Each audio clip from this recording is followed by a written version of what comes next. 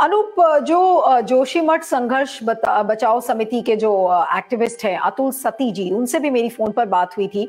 उनका ये कहना था कि सरकार की जो प्राइमरी रिस्पॉन्सिबिलिटी है समय होना चाहिए कि कुछ कैश इन हैंड भी वहां पर लोगों को दे, क्योंकि लोग जो अपने घरों को छोड़कर और कहीं और किसी लोकेशन में जाएंगे तो किसी को साबुन, किसी को तेल, किसी को कुछ खरीदना है, तो एटलीस्ट एक इनिशियल अमाउंट लोगों को देना चाहिए।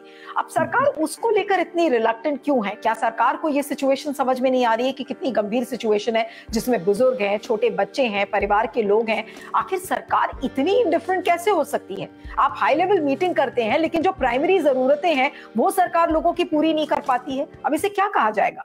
ये तो देखिए, दिस इज एब्सोल्युटली एपैथी है ना, इसमें और क्या बोलोगे? इसका तो कोई और वर्ड है ही नहीं भाई। आपको तो जब पता है कि इस समय क्या हालत है, क्या हालात हैं, तो चाहे वो कैश है, चाहे वो काइंड है, भाई आपको तो पूरी व्यवस्था करनी है ना इस समय तो। और एक इंसान की जो बुनियादी जरूरतें होती हैं वो कैश के अलावा भी बहुत सारी चीजें होती हैं। तो भाई आप तो एक कोई आपकी प्रॉपर चेकलिस्ट बने, आप लोगों से पूछें भाई। ये तो इस समय तो नीलू देखिए, ये तो वॉर फुटिंग पर इस समय काम करने की जरूरत है और मल्टीपल फ्रंट्स पर काम करने की जरूरत है। तो जहां पर एक तरफ कैश की बात है, उसके अलावा सरकार ने यह भी कहा है कि भाई जो प्रभावित परिवार है उनको 4,000 रुपए किराया प्रति माह देंगे 6 महीने के लिए, यानी उनको 24,000 रुपए मिलेंगे। अब ये कब से मिलने शुरू होंगे? मेरा अपना जो थोड़ा बहुत अनुभव नीलू जो इमरजेंसीज का और क्राइसिस का है वो ये है कि ऐसी परिस्थितियों में कम्युनिकेशन जो होता है, जन संवाद बहुत महत्वपूर्ण होता है कि बड़ी पारदर्शिता के साथ में, निरंतरता के साथ में, ईमानदारी के साथ में और एक सिस्टमैटिक तरीके के साथ में संवाद हो। आज उदाहरण के तौर पर क्या ऐसा संवाद नहीं है? बल्कि आपके चैनल से तो मैं सुझाव भी देना चाहूंगा कि भाई इस समय तो जो है वहां का जो जिला प्रशासन है या राज्य सरकार है, जो भी है, भाई आप किसी 1 या 2 लोगों को स्पॉक बनाइए, single point of communication contact बनाइए। वो दिन में कम से कम 2 बारी जो है पब्लिक कम्युनिकेशन ट्विटर, फेसबुक के माध्यम से करें और वो वीडियो के थ्रू करें। उदाहरण के तौर पर एक 11 बजे करें, एक शाम को 4 बजे करें, आवश्यकता पड़ती है तो शाम को 7 बजे भी करें और क्लियरली बताएं कि भाई आज 9 तारीख को 11 बजे मैं आपको ये जानकारी देना चाहता हूं, आज 9 तारीख को 4 बजे मैं आपको जानकारी देना चाहता हूं। तो नीलू, आज उदाहरण के तौर पर एक काल्पनिक मैं बात कर रहा हूं, आज अगर मैं डीएम होता चमोली का तो मैं इस किस्म के काम कर रहा होता, क्योंकि इस समय जो है प्रशासन को और राज्य सरकार को लोगों के साथ में, लोगों के बीच में खड़ा होने की आवश्यकता है। तो जो आपने कैश की बात करी, अनूप, जो चीज हैरान करती है, जो बात आप कह रहे हैं, और जो चीज बहुत ज्यादा हैरान करती है कि Uttarakhand is a disaster prone state. ऐसा नहीं है कि यहाँ पे डिजास्टर पहली बार देखने को मिल रहा है। कितने बार इस तरीके के landslides, earthquakes, flash floods, cloud burst, तमाम तरीके के आपदाएं आई हैं और सरकार ऐसा लगता है कि किसी भी आपदा से लेसन्स नहीं सीखती, सबक नहीं सीखती है। अगर आज आपको एक कार्यकर्ता या सामाजिक कार्यकर्ता के रूप में ये बातें बतानी पड़ रही हैं कि भाई ट्विटर और फेसबुक आपके पास है, आप उसके माध्यम से आप जन संवाद कर सकते हैं, तो ये चीज आज सरकार को बताने की क्या जरूरत है? सरकार चुनाव के समय तो ऐसी कोई भी कोताही नहीं बरतती है, हर चीज में वो जन संवाद करती है, लेकिन जब आपदा आ जाती है तो उनके पास ये जन संवाद के सारे माध्यम ऐसा लगता है कि खत्म हो गए। देखिए बड़ा देखिए, अब क्या बोलें, this is very very unfortunate. तो सबको पता ही है ना भाई, फेसबुक तो भाई बच्चा जानता है आजकल, क्योंकि सबसे आसान तरीका यही है। आजकल सबसे आसान तरीका अपनी बात रखने का वीडियो के माध्यम से है कि आप 2 मिनट, 3 मिनट, 4 मिनट के आप छोटे छोटे वीडियोस बनाइए। आप अपने वीडियो बनाइए, आप अपने वीडियो के नीचे अपना नाम लिख दीजिए, आप उसमें डेट लिख दीजिए, आप उसमें टाइम लिख दीजिए कि भैया मैं फला फला बोल रहा हूँ। लोगों को पता है कि मैं कौन बोल रहा हूँ, मेरा नाम क्या है, मेरी पोजीशन क्या है, कितनी तारीख को वीडियो बना है, क्या टाइम बना है। तो ये this is no rocket science, तो सबसे बुनियादी हम बात कर रहे हैं।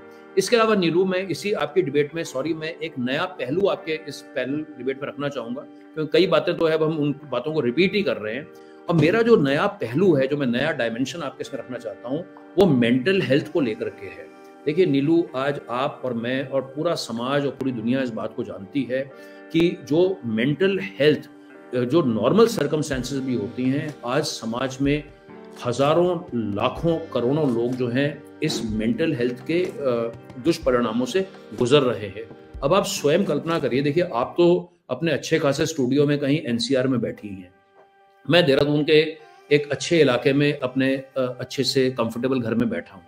लेकिन जो लोग इस समय जोशीमठ में, जो फैमिलीज, उनकी जो भी एज होगी, या स्कूल गोइंग बच्चे होंगे, या विमेन होंगी, या जो पुरुष हैं, कोई भी हैं, आप मेरे को ये बताइए ना, और आप खुद कल्पना करिए कि इस समय उनके जहन में क्या हो रहा होगा।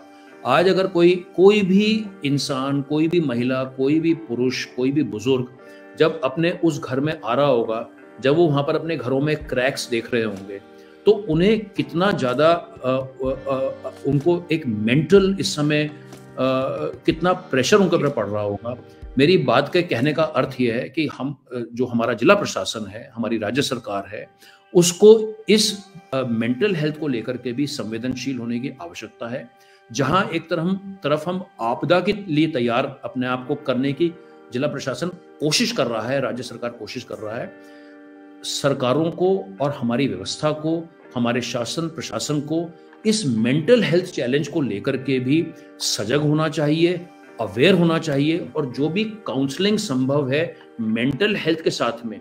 मैं अपनी बात को अगर समराइज करूं नीलू, यहाँ पर जहाँ पर हमने कैश की बात करी, हमने पुनर्निवास की बात करी, हमने बुनियादी ज़रूरतों को फुलफिल करने की बात करी, हमने लोगों के रहने की बात करी, वहाँ पर हमें मेंटल हेल्थ चैलेंज को भी देखना है। तो ये एक लंबी चेकलिस्ट है, 1 2 3 4 करके आपको एक बहुत लंबी ऐसी चेकलिस्ट बनाने की ज़रूरत है, और उस चेकलिस्ट के ऊपर ईमानदारी के साथ में, मेहनत के साथ में, और बड़ा इंपॉर्टेंटली टाइम बाउंड तरीके के साथ में काम करने की रोज हर घंटे आवश्यकता है। बिल्कुल, और आपने सही कहा कि जितनी चुनौतियां हैं और जिस रफ्तार से सरकार को काम करना चाहिए, सरकार बिल्कुल नहीं कर रही है। और लगातार हमारा फोकस जोशीमठ पर इसीलिए बना हुआ है क्योंकि जैसे ही कैमरास और मीडिया का फोकस जैसे ही खत्म होगा, सरकारें और ढीली पड़ जाएंगी, और इसीलिए इस बात का डर है कि कम से कम जोशीमठ में जो बैठे लोग, जो स्पीड है अभी, जो स्पीड है वो एबिसमली स्लो है, वो बहुत धीरे, कुछ भी अभी स्पीड नहीं है। जो इस समय, मैं तो अगर सरल तरीके से बोलूंगा नीलू, ताकि लोगों को तो हमारी बात समझ पाए, इस समय जो गाड़ी चल रही है शासन प्रशासन की, वो पहले गियर पे गाड़ी चल रही है। जोशीमठ एक पहाड़ी क्षेत्र है, उसमें गियर को भी बढ़ाने की आवश्यकता है और उस गाड़ी की स्पीड को भी बढ़ाने की आवश्यकता है, क्योंकि अगर पहले गियर पर ही खड़ी चढ़ाई पर गाड़ी चलती रही तो गाड़ी आगे बढ़ने के बजाय और पीछे चली जाएगी और आपकी गाड़ी जो है पीछे ही जाती रहेगी। इसलिए सरकार को, शासन प्रशासन को इसमें वृहद स्तर पर तेजी लाने की आवश्यकता है। बिल्कुल, और अनूप जो आपने बातें सारी कही हैं, इस वीडियो को मैं पीएमओ की साइट पर भी टैग करूंगी और जितने भी मंत्री हैं, ताकि वो देख सकें कि क्या हालात हैं। हो सकता है उन तक ये खबरें ना पहुंच रही हों, और वैसे तो विश्वास नहीं होता कि उन तक नहीं पता होगा उनको कि किस स्केल की आपदा वहां पर है और क्या चीजों की जरूरत है। लेकिन फिर भी इस वीडियो को मैं टैग करूंगी ताकि लोग समझें और जाने कि जोशीमठ की असलियत क्या है। Thank you so much Anoop for joining on cube live network, और आप इस वीडियो को ज्यादा से ज्यादा शेयर करिए, फीडबैक भी दीजिएगा। Thank you so much for joining.